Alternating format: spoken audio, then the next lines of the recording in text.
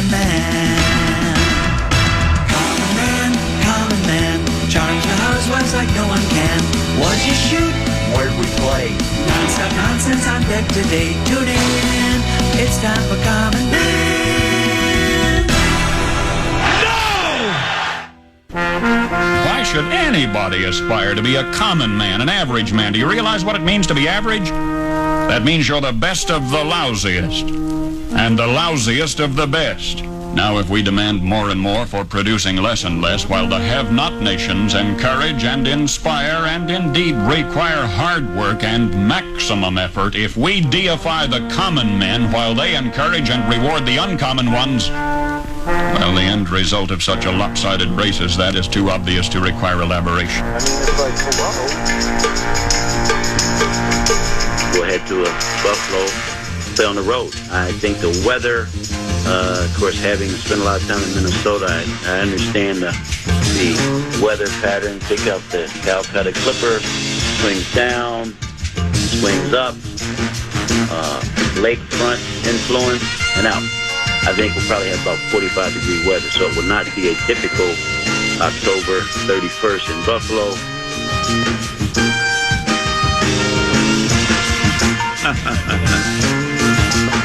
Sometimes when you practice, you'll set up chairs. And you run through chairs just to show zones and stuff. The Viking defense looks like it's chairs.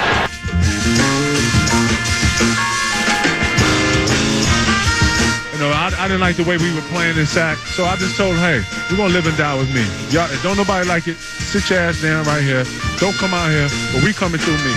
You know, that's why I like Sam to come in. You know, I let them do their things for 3 quarters, come 4th quarter, bring it to the ticket. Ladies and gentlemen, we're seeing what a sophisticated offensive game plan looks like. You talk about 1 year ago, we knocked on the door. This year, we beat on the door.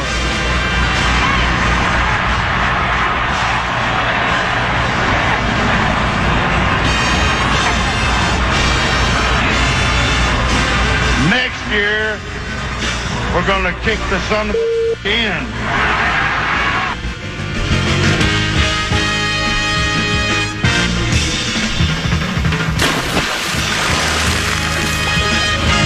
Ladies and gentlemen, we got him.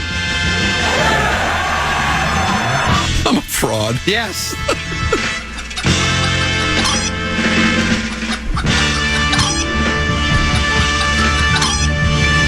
He's the clown from Brown. Yep. He's the 4th in the North. This is the Common Man, Dan Cole. We don't make excuses, and we sure ain't crybabies. Grum in 5, actually 3. 2, 1. Stop! Ack, you and yours. I'm Comedy's 10 and B. Little dis, little dat. With the emphasis on the lat. We're here until 3. We call ourselves, we describe the show as unprepared, uninformed, and unapologetic. And then we turn it over to poised, polished, and professional. We turn it over to big ticket. Tanny B, I think you're familiar with the folklore of the Genie's lamp. sure. Matter of fact, I just love Google, which now Google, I think whoever worked for Google and their search engine, they've all been fired because now it's just IA. And I don't think there's a human being that runs AI. I think it's just a huge computer. It's artificial intelligence. So you Google Genie lamp 3 wishes, and the AI overview reads as follows. It says, a genie lamp with 3 wishes refers to a magical lamp in folklore where, once rubbed, a genie appears and grants the person who rubbed it 3 wishes to fulfill any desire that they might have. Desire. I always love that one. This is a common trope. Can you look up the word trope? T-R-O-P-E. It's like rope with a T at the beginning. The password is trope. Then you could use this sometime as a password. Then I'll know what it is, and I'll be able to give a winning clue. Trope.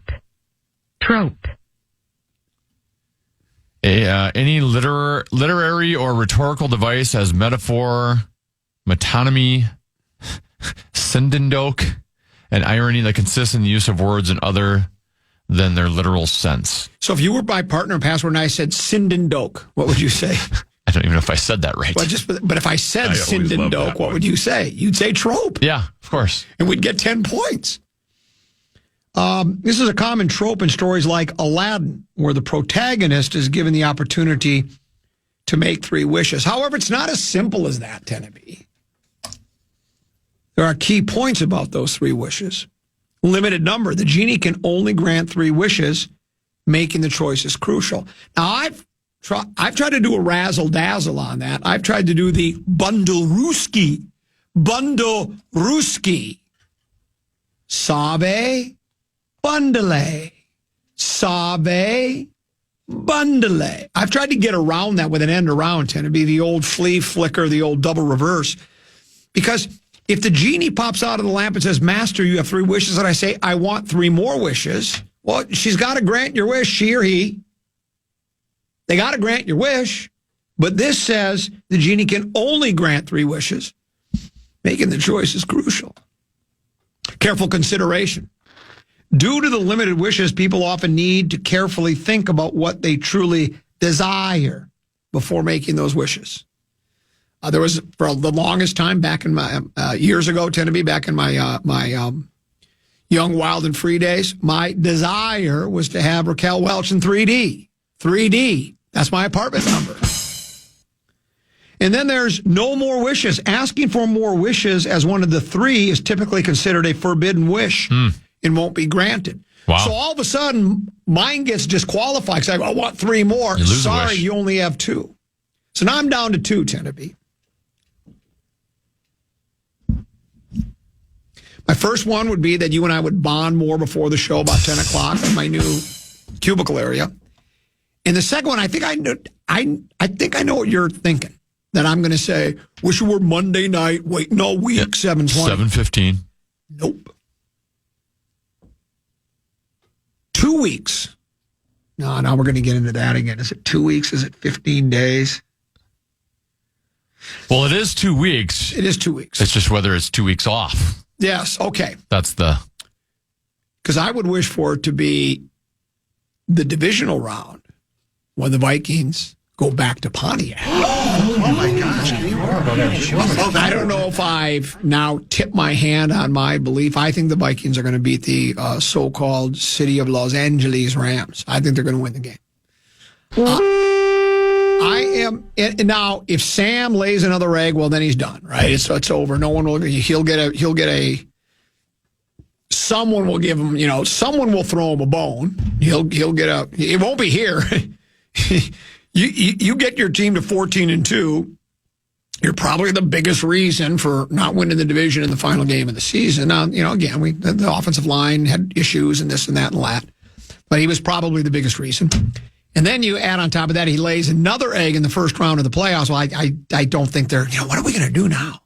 They're going to say, I think it's time to tell Sam we love him, but we're moving on with our lives and we're going to JJ. But some other team would throw Sam a bone, right? So he's not going to get the $41 million a year over 3 years, but he's going to get some. But I just think I tend to, I made the comparisons to Mahomes and tongue firmly planted in my cheek. I'm just kidding about making comparisons to Mahomes, Lamar Jackson, and Josh Allen.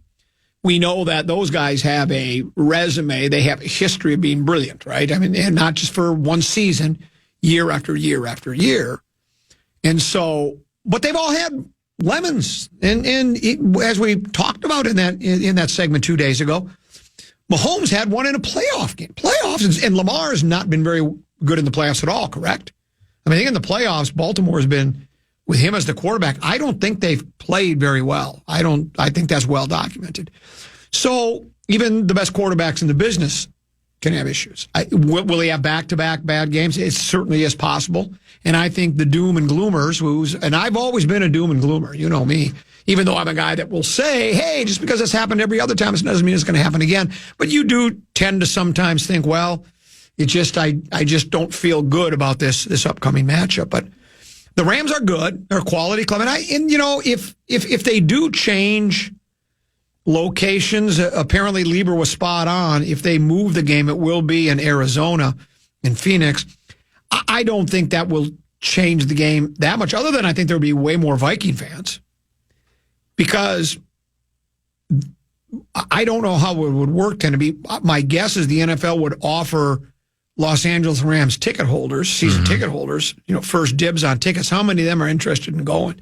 It's always been, and I don't know if this is just an old wives' tale that the Rams fans are really into their team, but it just seems like the champagne and caviar crowd doesn't care that much. So those tickets could be put up for some of them other issues going on right now. They have issues, and some of those tickets can be, it's first come first serve, right?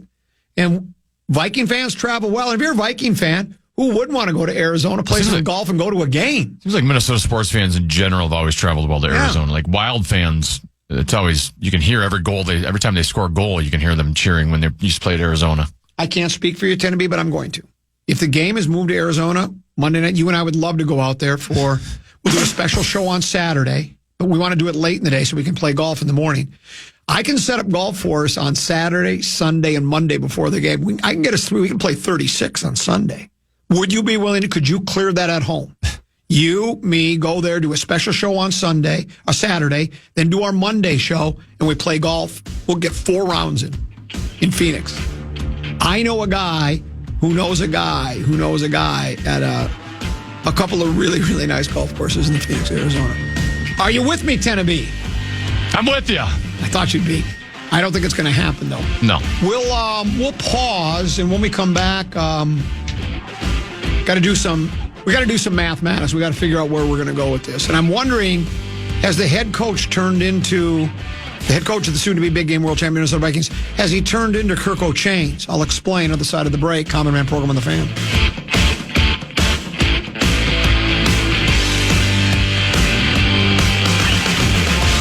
Now.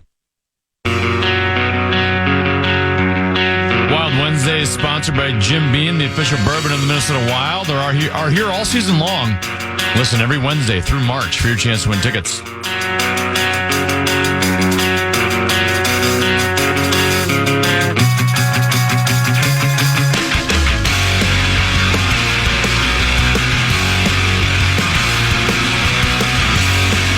Come 13-14 past Common Man program. Time for our peek at the purple. Brought to you by our friends at Affordable Electric. Local, family-owned, highly qualified. They provide everything from whole house electrical safety inspections to 24-hour emergency electrical repairs.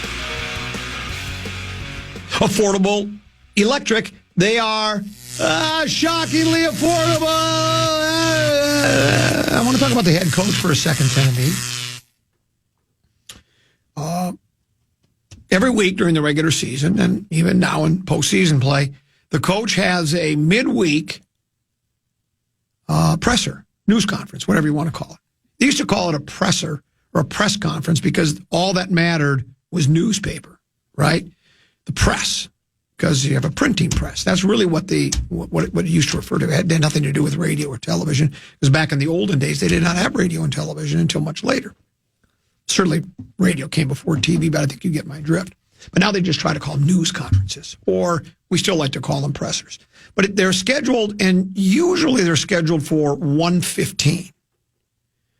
Now, for some reason today, it's scheduled for 12:40. And I'm wondering, why 12:40? Why not 12:35, 12:25, 12:55, 12:50? Why 12:40? And I'm thinking maybe he's in lockstep with Kirk Cousins, that he has one of those Excel energy spreadsheets, and he plans his day in 10-minute increments. Because why, in all honesty, I always love that one. When you heard 12:40, didn't you wonder, well, why 12:40? Why not 12:45? Well, that's it. Yeah.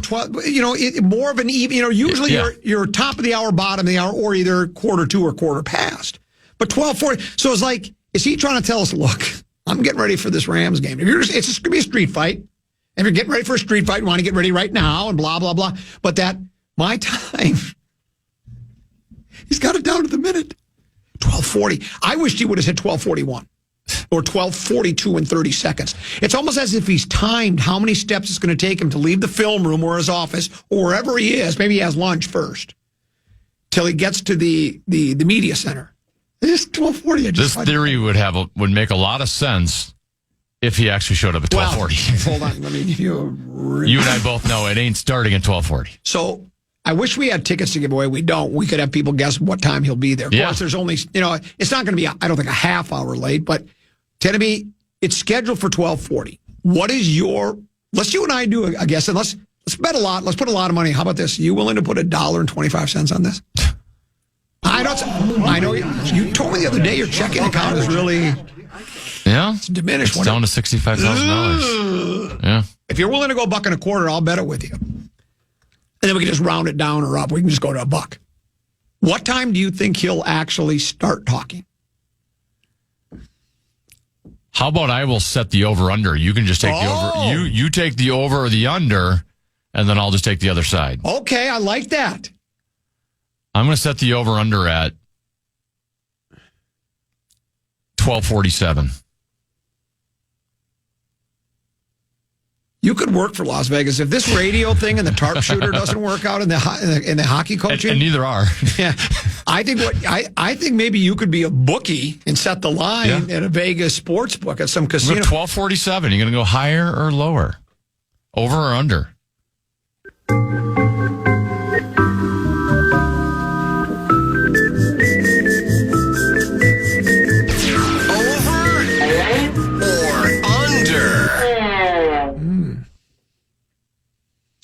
Over or under? Hit that again. Over or under? Sounds like the sound effects for an ED commercial to me. Hey-oh! Gosh.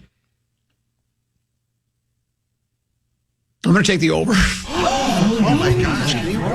My initial, maybe I should say, my initial bet was going to be under, that he would somehow, if it's at 12, it's almost like he's giving himself wiggle room, right? Knowing he ain't going to be there at 12:30. Well, it's the middle of the week one, right? It's not the Monday one where you're watching tape from the game the previous night or the day. Well, do you think that 12:40 is he's giving himself some wiggle room? So if I say 12:30, I know I'm not going to get there till 12:40, so I'll say 12:40, and if I get there at 12:43, I'll look like I'm right on time. I don't think he cares about that. You don't think he does? He hasn't shown a history of caring about the time management. I'll go with over. I'm going to go with the over. We'll go for $1.25. All right. Gosh, I wish I would have said it at 12:48. Do you like the 12:40? Do you like taking the under? I'd rather have the over. Would you really? Yeah. You want to switch? He's typically 10 minutes late. You want to switch? I'll take the under. I'll take the over. Okay, I'll take the under. Yes. Because my initial reaction was to take the under because I'm overthinking it. And you're right. He probably never gives it a second thought. But I'm thinking he did the 12:40 because he knows he won't be there at 12:30. Then he's going to roll in at like 12:43 and go, man, guy's gotten a lot better at his timing. I will say we need to bet on this more often because typically while we're tap dancing, I'm just dreading how long it's taking him. Yes. But now I have some excitement around it. I've got some money. I'm actually cheering for him to be late today. I think you're absolutely right. I think you want him to be late and I want him to be early and it'll all be fun. Not Mr. Fun, but it will be fun. So that's your peek at the purple brought to you by Affordable Electric. I wanted to get to an email. This just came out of nowhere, Tenneby. It's a topic you and I discussed the other day. And I think we need to explain ourselves. Where is it? Can't find it. It basically was, so why do you think Andy Reid is a better coach than Bill Belichick? Why do you guys think that way? He just wanted an explanation. I'll give you mine, and maybe you agree with me. Bill Belichick, you had talked about defensive genius. But all I know is he won 6 big games. He was a coach, but when Brady left the team, the rug got pulled out from under him. And there are other extenuating circumstances. Andy Reid had a nice run in Philadelphia, got to several NFC championship games, and then he went to Kansas City, and Pat Mahomes has a lot to do with it, but he's a very innovative offensive play caller, game planner, and he's won now 3 big games. I know that's 3 fewer than Belichick, but it just seems, and again, I'm a novice. Maybe Brother Peter would call me a casual. I really don't know what goes into None of us are sitting following a coach around for a couple, 2-3 week period to find out what exactly goes in to getting a team prepared and coached. Your players know, the Ben Liebers of the world probably know, but I'm just going by results and talking to people and reading things. I just feel like Andy Reid is just overall a better coach. I don't know. That's all I can say. Well, we only have evidence of Bill Belichick being successful with one coach, with one quarterback. Right. And in fact, like his first stint in New York did not go well. So he did not, he struggled in New York as the Jets head coach. We've seen Andy Reid do it with 2 different quarterbacks. We've seen him do it with 2 different organizations. I will also tell you, if Andy Reid was a free agent coach right now, do you think he'd get a job in the NFL? Do you think he would? Would Andy Reid get a... Yeah. Would he get a job as a coach? All of a sudden, Kansas City, the contract, and Andy Reid just said, hypothetically, I want to go test out the free agent market. Would there be an NFL team that would hire Andy Reid? Oh, absolutely. Bill Belichick didn't get hired. Yeah, did he? Yeah, that's a very good point. This is now the second cycle. He didn't get hired last year. Right. And he probably took the North Carolina job because he wasn't getting any feelers this year. That's exactly right. Too old school. Game has passed him by. Yeah. And people probably saw the same thing. And in a day and age when offense really... defensive coordinators are getting their interviews. B-Flow, Aaron Glenn. Aaron Glenn looks like he's another one of those hot commodities. So, and it's probably difficult. There's so much. We know a lot goes into being an NBA coach. The only fighter pilot, nobody makes more decisions than an NBA coach during a game and a fighter pilot, right? Those are the only 2 professions. My guess there's plenty that goes into being a head coach in the National Football League and delegating authority. And you take care of this because, let's face it, Reid is he's an offensive minded head coach, and I think he calls all the plays. Belichick was more defensive, and so I don't think he was calling a lot of plays on offense. Maybe I'm wrong. Maybe he called them all. I don't think he did. I could be wrong. It's just in that gruff old school stuff, I don't know. Andy seems to be.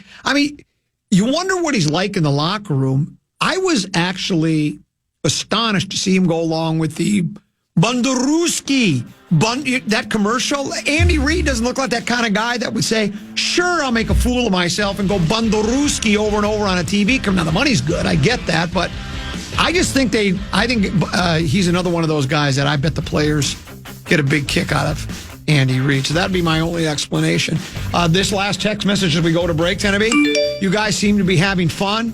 Now I'm having fun.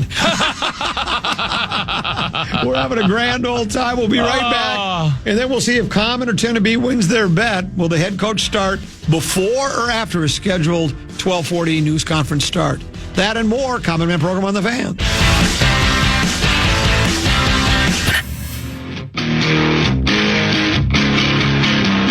Head over to our contest page and enter for a chance to win a pair of free passes to Den of Thieves 2 Pantera, starring Gerard Butler and O'Shea Jackson Jr., coming to theaters January 10th. 10th. That's KFAN.com. Keyword contest to enter. At a theater near you. I've told that before, haven't I? When I would take Baby Brother and Peter to the movies when they were younger. They do the previews, right? That lasts usually about 10 minutes. And they try to make them so dramatic. And at the very end, they'll just go, coming to theaters January 10th. And what I would always do, I'd always go, wow! As loud as I could. Or I would do, it'd be silent after, coming to theaters July 12th. And I would go, that looks simply awful. And I would always get chuckles. Some people, of course, are bitter. And I was just trying to liven it up a little bit at the movie theater. Have you watched a preview and thought that looks simply awful? Yes. Yeah. Well, I was going to say, basically the only movies I go to now are children's movies. Correct. And so I don't mind watching previews or future children's movies because I want to know which ones to go to. Yes. But let's just say that it doesn't work for the 4-year-old. We don't need 20 minutes of previews. Yes, correct. When you have children. So they want to get to the movie. Yes. Show 2 previews, and then let's move on. We don't need to show 8. They need to get in and get out, yeah. I would like to say. Let's take as we tap dance to see who's going to win the bet today for $1.25. Well, the head coach scheduled for a 12:40 start for his midweek presser. Will it start at 12:40? Tenneby set the over and under at 12:47. I have the under. He has the over. And we did the switcheroo there, like a shell game, because I originally had the over. But I think he's scheduled 12:40 because he knew he wouldn't get there at 12:30, and 12:30 would seem like or maybe it's the Kirk Cousins thing where he's planning out his day in 10-minute increments. This one comes from the 480 Tenneby. Do you know where the 480 is? No idea. That's in Phoenix, Arizona. Ooh. Vikings fan here in AZ. Love the show, Common. I've been listening for years, and I've been sober for 2.5, inspired that you share your sobriety on your platform. I would love the game to be moved here on Monday. Last time the Vikes were here in week 2 a few years ago, it was about 40% Vikings fans to 60% Cardinals fans. With the Rams and AZ, it would definitely be a Vikings home game. If you plan to come down, get ready to open your wallet. You can't find a decent tee time for under $200. Then again, I'm sure that Rosen has a hookup you could leverage. Keep up the good work, boy. Now, Tenneby, who do you think has a better chance to have a golf hookup in Arizona? Mark Rosen or the Common Man, Dan Cole, the official and unofficial ambassador of Minnesota Golf? No question about it. Last I checked, I think I might have a better hookup to golf down there than. Last I checked, Rosen spent $15,000 for a 9-hole run over the Golden Valley Country You've got to Club. be kidding me. Trust me. I know a guy who knows a guy down in Phoenix, Arizona. I can get us some golf, Tenneby. Just like he wasted that. He could have donated that for me to become a member at Golden Valley Country Club. And you would use it I would use it all the time, nonstop. Maybe we should get him to do that. Ask if he'll donate $15,000 a membership for me. Why not? Would work out pretty well. Sorry, I'm eating on the air, and I'm not even lunchtime. We got the popcorn machine in AJ's office, and I made a batch of popcorn. Fresh popcorn. It's been a while since you've had the popcorn. Yeah, well, it feels like I'm at a movie today. That's what I really thought. So there you go. Just so you know, it's 12:38, listeners. It's 12:38. So I brought this up yesterday, and the only reason I knew about it is because it popped up on the 55-inch Toshiba Regza during the Pat McAfee show that's always on here. And he's wearing some type of Hawaiian shirt, and it looks like it's a woman's shirt, which is okay. Well, it's a tank top. Yeah, there's nothing like, but it looks very feminine to me. I think very flowery. I think he's cross-dressing, but that's okay. You know, it's to each his own. It don't matter to me at all. It's 2025, whatever makes you happy. I mean, as you know, Tenneby, wearing women's underwear is part of my turn-on. So, you don't like it too bad. I've been wearing pink shirts for a long time. Yeah. You know what the worst part about shopping at Victoria's Secret is? What's that? They won't let you try anything on. If you don't want me looking in your windows, close your blinds. So, I saw the screen that said, I don't remember the exact records, but the 2 teams with the best records in the National Basketball Association, the Oklahoma City Thunder and the Cleveland Cavaliers, were to square off at 6 p.m. Central Time on ESPN. I've now watched more Oklahoma City/Cleveland Cavalier basketball this year than I've watched Minnesota Timberwolf basketball. Because I watched the game. Oh my gosh. Pretty much start to finish. I tuned in at 6:20. The game was in progress.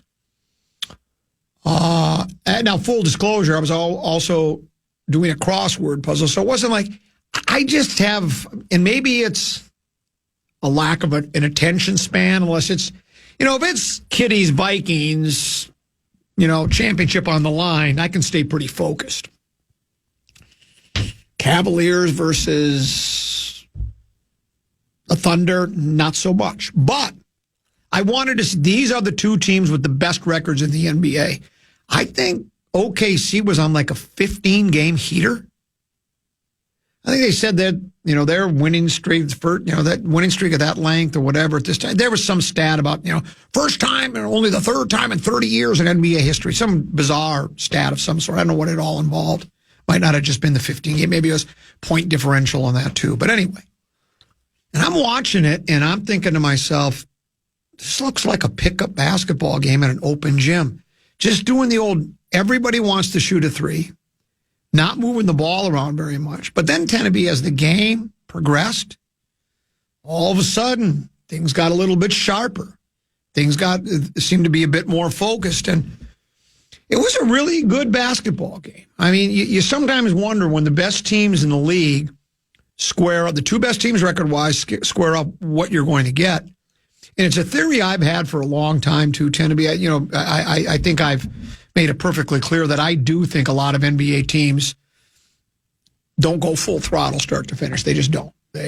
Especially if you're a really good team and you're playing a really bad team, and you know that with a flip of the switch, you can bury the other team. You see it all the time. Look at those games and look at first quarter, particularly first half scores.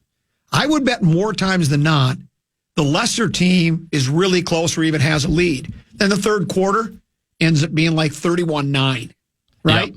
That's when they spray. Yeah, they say, break okay, away. let's break away. Then they get the big lead. Then they can rest again in the fourth quarter and sit at the bench and look at chicks in the crowd. But I do think when those two teams square off, there's some pride there, and there's some, they know that they're on social. They got friends all over the league. I'm sure they text and talk more than most people know. And if you're friends with the guys on OKC and they get beat by the Cavs, you're going to get bleat from your buddies, right? Couldn't beat the Cavs, huh? Maybe you guys aren't as good as you thought you were, that kind of stuff, right? So I think both teams played, at least it looked like it in the second half, that they played as if it was a playoff game. Almost like, well, we just want to send a message here that if we're to meet sometime, and if they were to meet, it would have to be in the playoffs. It would have to be in the finals, yes. Right? And it's distinctly, it's certainly possible, and it was fun to watch. There's is it SAG or SGA? It's SGA, right? SGA. Yeah. The ball gets sticky a lot, as the kids like to say. But in his, when you're as talented as that, when you're as good as that, when you can score the basketball like he can, I don't think anybody really minds that the ball You gets need a sticky. certain amount of selfishness with your star. You do. And can't be too selfish. No. There's a fine line. And what was really and Doris, and I don't know who else was on the call. Maybe McAfee was on it. I don't even know. But I know Doris was on the call. And they kept pointing out the amount of assists in the game. Because as the game got going, especially in that second half, they were moving the ball around. They weren't playing selfish basketball. They were playing like, and still, and again, I really don't mind three-pointers. I mean, when you bring it down the floor and you don't pass it and you pull up and clank one off the rim, it kind of annoys me a little bit, Why don't you milk the shot clock a little bit, and why don't you look for a better shot? Maybe you can find somebody wide open underneath. Maybe you can find some guy cutting toward the rim. So it just depends upon the style of basketball you like. It's 4 minutes late, Tennessee. Yeah, we're getting closer there. Why did I switch with you? He ain't going to get there till after 1 o'clock. Well, the best part is they have like music that's playing, so every once in a while the music will stop, and oh no, it's KOC, but it's just then the music restarts again. Here, pot it up and let me hear it. Oh, they use the same music. I always loved that one. Oh, he must be coming. No, false alarm. So yeah, and OKC is doing this without Chet Holmgren. Is he hurt again? Yeah, he's been out for a while now. And I think what happened was he took a hard hit on his butt, I think. Look him up. I think he's still out. Chet looks hungry. Chet, that's what the kids at Eastridge were chanting at when they came over to play when him and Jalen came. Think about that. Think about anybody that was in the same years of high school as those guys. You played against him and you're watching, you're going, I used to play that guy. I played against him. And then think of like you picked Jalen's pocket at one time or blocked a shot or shot over him or dribbled around him and you go, that's no big deal. KOC. Here he is. Good afternoon, everybody. I wanted to start out today, one of the first time that I've gotten a chance to talk with you since everything that's gone on this week. Just want to express, my and our organizational sadness for those affected by the devastating fires in Los Angeles. You feel helpless watching it from here and know how many people are being impacted. Definitely, Southern California holds I hold near and dear to my heart, and have some friends that have lost homes, and you just think about the impact it has on so many folks. So our prayers are with all those impacted, and definitely with the brave first responders that are putting their lives on the line and working 24-hour shifts to try to help put this thing to end, which is on all of our minds as we watch some of those things from afar. Regarding the location of the game, I know the NFL put out a statement. I defer to the league on all those things, and trust in our staff here that works with the league, and knowing the good folks with the Rams that Monday night's game will be, I know it's going to be played, and we'll just be going to play the football game regardless of where our plane lands. But we obviously need to just focus on our preparation for a really talented Los Angeles Rams football team. Wanted to let you guys know we will be opening up Taki's window today. He'll be back on the practice field with us today, so excited about that.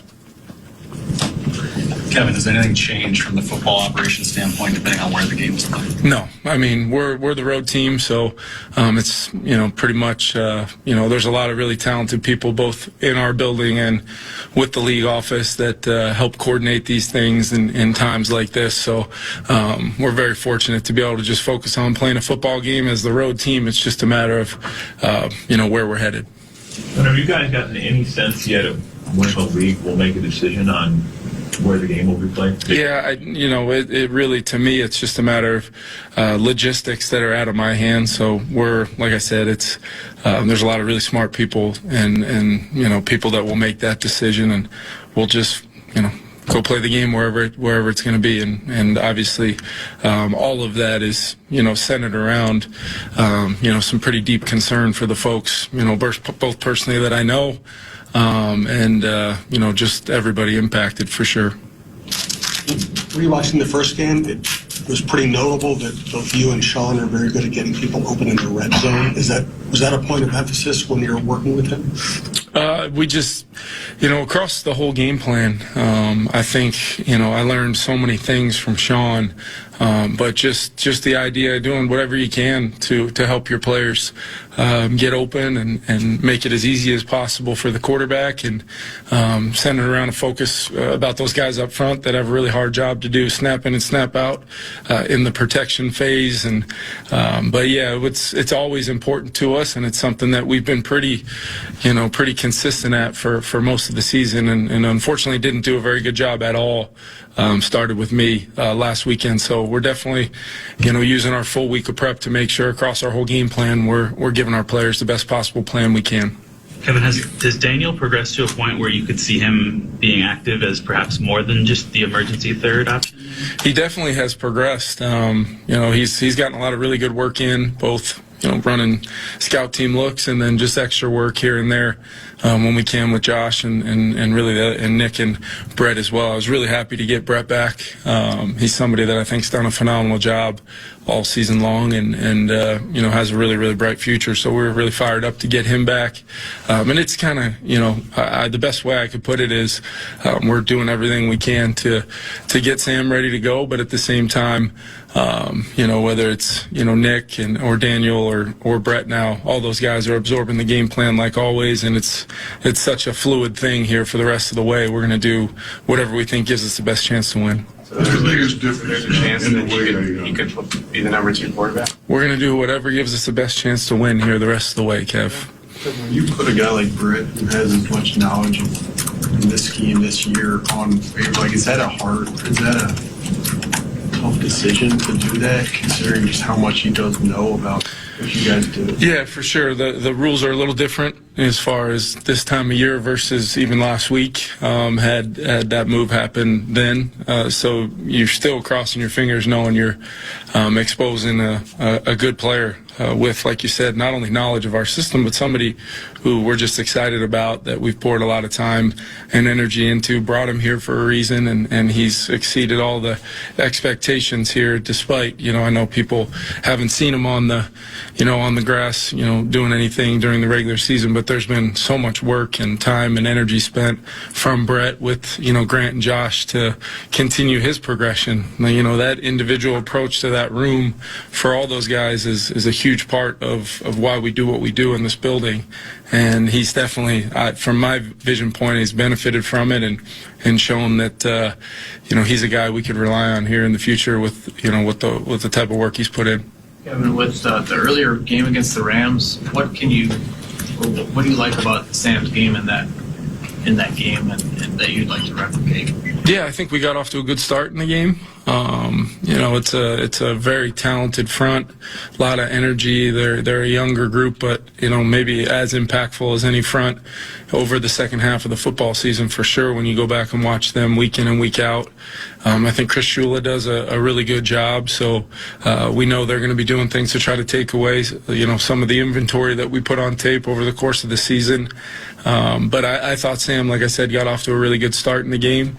We had a little bit of, had some pre-snap issues with, for a variety of reasons, that created a little bit of a pause and a lull in our flow, and they were able to capitalize and, defensively had some chances to get off the field in the second quarter that would have maybe gave us an opportunity. I think there was 2 or 3 penalties on one long drive, and they were able to kind of put us in a position where after losing CD, we were, up against it a little bit, but no excuse. They beat us and won the football game. We got to go try to play a little bit better, more consistent for longer and see what that looks like. How would you say Sam's been the last few days in terms of understanding what went wrong in Detroit and kind of also moving past that, both fixing whatever went wrong and also the mental part of it? Yeah, I think Sam's been great. Off to a really good start this week. I think it's easy to just, and I for sure respect the question on Sam, but I think it's our whole team. We wanted to win last week, and we tried to put a lot into winning that football game, knowing it was a pretty much unique one-of-one type of game with the two teams playing. So all of us needed to make sure we had the reflection. Mostly, I would say I start with me, but our entire operation needed to have a reflection and a time period where we acknowledge what happened. We tried to identify the things we absolutely need to fix, and that's individual players like Sam and many, many others, and that's coaches. Like I said, starts with me. So I think, there came a point in time where, that got put to bed and we're moving forward and we're well into that phase now, and a lot of energy in the building, a lot of enthusiasm. We know it's, game one of a second season. Today we got some good work yesterday, but today I really look at it as practice number 1 of the second season. I don't look at it as practice number however many it truly is, and that's the feeling our guys have, because we're going to need this time of year every minute, every second, every time you get an opportunity to practice anything, technique, fundamentals in an individual period, team periods, special teams periods, it all matters, because, this is from here on out, and like we have been for a few weeks now, but we're playing a really good football team on the road, and we got to play really good football to win the game as a team, and that does include Sam. How much can you draw from that Super Bowl run with the Rams? You mentioned it after the game. You lost the season finale of that game and then came out hot in the wild card round. Can you draw from those things as you head into this week? Yeah, I think so. I just remember, we didn't get the result we wanted in that last game, and we were able to, in many ways do what we're attempting to do this week from a standpoint of acknowledging how it happened, acknowledging how we need to improve. The late season improvement sometimes is just about consistency. It's about doing some of the things that you think back over the season we did really well. We got to make sure we find a way to do a lot of those things in a single elimination tournament to give yourself the best chance to win a game. So and then it's about momentum from there. In a game, in a quarter, starting the game the way you want to start, responding to adversity. A lot of the things that we've had to do all season long, you're just going to need to extract all that and put it into one game and make sure that, your team's ready to go. So, and then from there, there's 1,000 little things that go on in the game. I've told you guys before, I can think back to 7 to 10 plays throughout the course of that run where if one of those go differently, who knows? Can you quantify how valuable playoff experience is? I mean, in your locker room, it's a wide range of that. I think you probably can. I just think it's a matter of continuing to emphasize the things that we've emphasized all season long.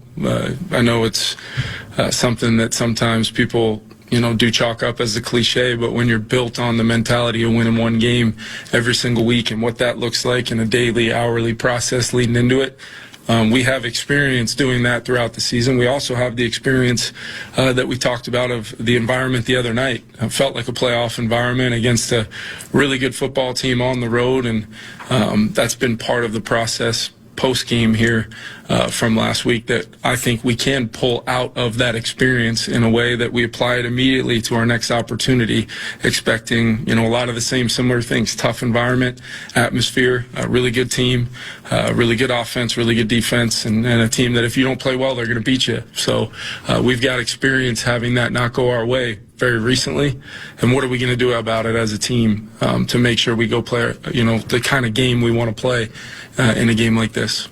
You've spent so much of your life in Southern California, so I'm sure you've seen wildfires happen. Yeah. But is this one, I guess, different on a different level? Yeah, and every a couple times, when I was very young, and then had my last game in college got postponed around the time that the Chargers-Dolphins game got moved to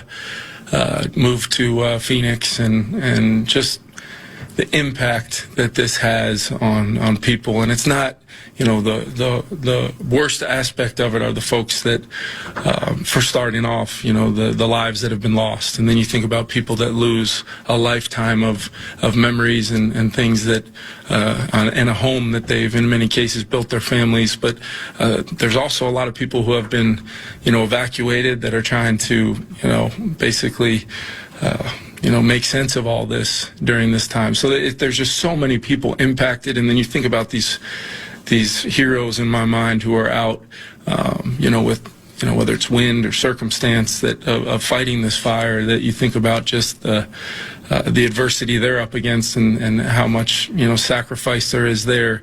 It's just, this one does feel different though, and like you said, it's something you experience in Southern California based on the time of the year when these winds kick up and it's dry. So every single time, there's never one of these where I hear about it and it seems like a small thing that, there's just another one. They're all so impactful, based on my experiences. You're trying to win a football game against him this week, but have you talked with Sean at all about just kind of what he's going through, trying to keep his team focused? Yeah, I connected with him kind of early on just because, I know, about where he lives, and a lot of those guys, that I had relationships with live, the area we're talking about. There's a lot of people in a very small kind of square mile radius around that whole area. So you just never know who's being impacted. Like I said, I've had some dialogue with folks that lost everything, and there's really no words you can say other than, you're thinking about them, praying for them, and just hoping that, things start to turn here. Kevin, just working with Sam throughout this entire season, kind of on a daily basis, what can you say about his personality that you've learned through this journey that maybe you didn't know when he first got here, or that's kind of shown itself as you've gone along? Yeah, I think he's got a level of mental toughness to just be consistent about his routine, understanding that there's really nothing Sam's doing differently from a where I am, what I'm doing standpoint throughout the week, but the mental toughness to apply some hard coaching or apply some personal responsibility for things that maybe didn't go his way in one game. But you look at the sample size of his whole season, Sam Darnold is a huge reason why we won 14 games, and his teammates know that, we know it, and that's the the mental toughness of it is also acknowledging the confidence he should have to put together another great week of preparation and go play. And it's not that I didn't know that would be there, but I think the way he's handled success this year has been impressive. The way he's handled adversity and then immediately respond and take us on, another 4+ win streak. And that's because of the consistency at that position. It's so important to your whole team when you pair it with a defense we're really proud of and an offense we're proud of and a special teams group that's been very impactful all season long. It puts you in a pretty good position to just move on and try to win a game with a lot of the things that got you here.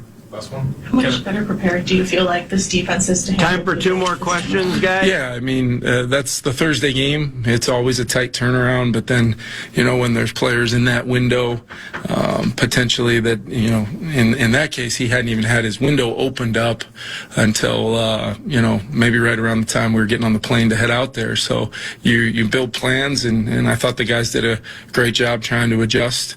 But it's much more comforting, it sounds silly to say, but much more comforting knowing the challenges with a little bit of time and some brain power in our defensive staff room that's second to none. I know they're going to come up with a good plan, empower the players, and then those guys step in between the white lines, and they know the challenge it's going to be against Matthew Stafford, Puka, Cooper, the Kyron.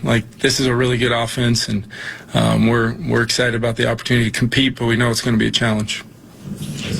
Thank you.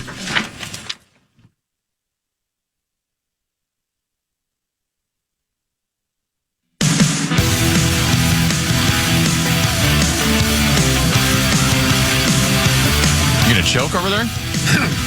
I'm choked up by the news conference. Very emotional for all of us. What am I going to do with that $1.25, Tippy? Beat it by 1.5 minutes. What can you buy for $1.25 nowadays? Well, you can't get anything at the vending machine anymore. Yeah. You know what I should have done? I should have really let my hair down and really went for like $4. That's what I should have done. You can get something out of the vending machine for $4. But I didn't. My own fault. We'll break. We'll come back. Can we do 5, 3, 4? Yes, we can. Let's do it. You got a tease? Yes, we got ourselves a predicament tonight.